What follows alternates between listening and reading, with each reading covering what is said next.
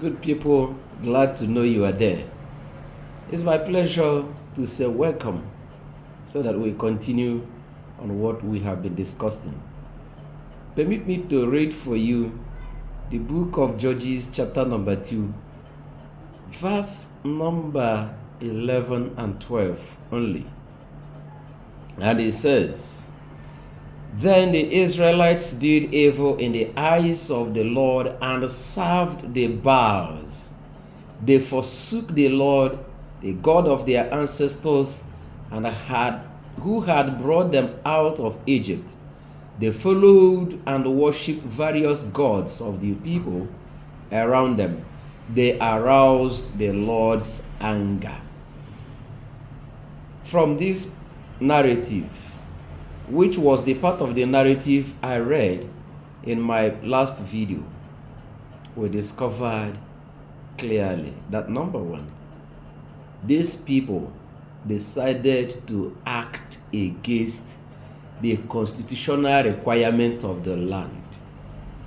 If you look at what served as the basis for their fall here as a nation and the predicament of them as a nation, you see that in that verse number 11, it says, the Israelites did evil in the eyes of the Lord and served Baals.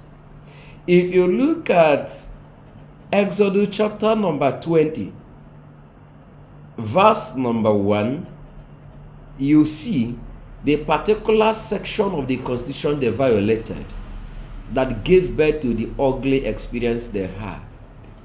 Look at Exodus chapter 20 and verse number 1 down to 4. It says, And God spoke all these words, I am the Lord your God who brought you out of Egypt, out of the land of slavery. You shall have no other gods before me.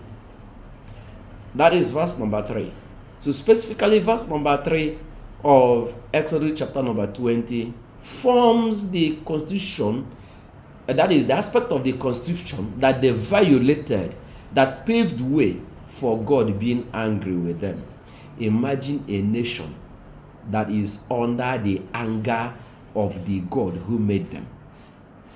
If you look at the further narratives, as we see in that book of Judges, chapter number 2 down to chapter number 20, you see a recurring decimal of different attacks on the nation of Israel.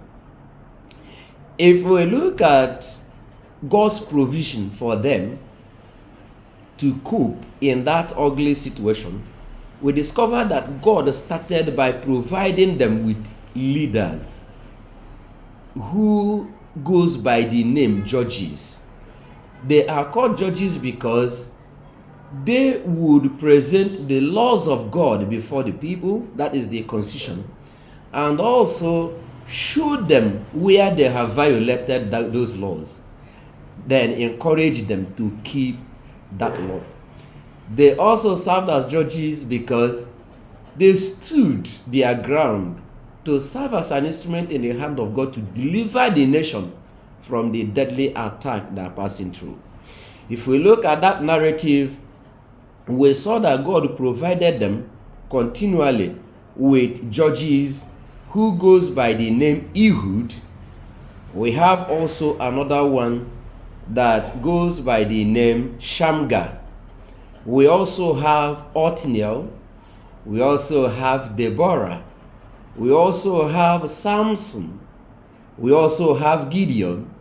We also have Zebah and Zalmunna. We also have Abimelech. And also we have a name like Tola, Jael, Jephthah, and so many others.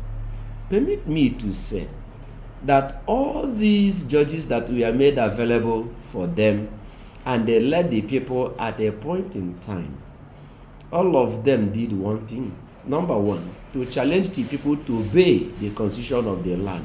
When the people readjust and start obeying the constitution of the land, he would go by the strength God has given him to deliver the people from their predicament. apart from the judges that we are made available for them, we also had the leaders in the form of kings that arose. All these areas are where we are going to talk through in order to establish the fact that when a nation chooses to violate their constitution, that nation is doomed. And when they choose to obey the constitution, that nation will succeed. Bringing it down to Africa, we will also see that something is wrong with African continent.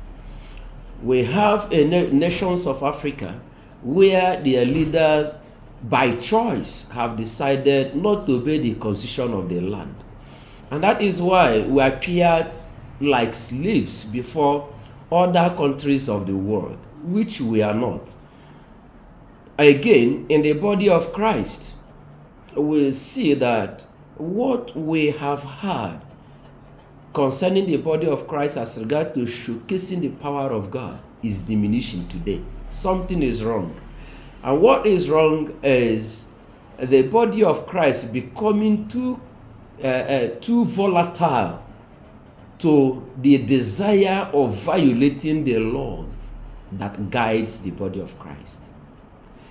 Permit me to end today's video by telling us that we are going to x-ray the lives of those leaders as well as the circumstance in which they stepped in to serve as leaders, their exploits and their achievements. These are the things we will see. Then we will link it with what we are seeing in African continent today, as well as the body of Christ. Permit me to also remind you that any nation that have chosen to neglect the laws of the land have chosen to fail as a nation. It's a choice.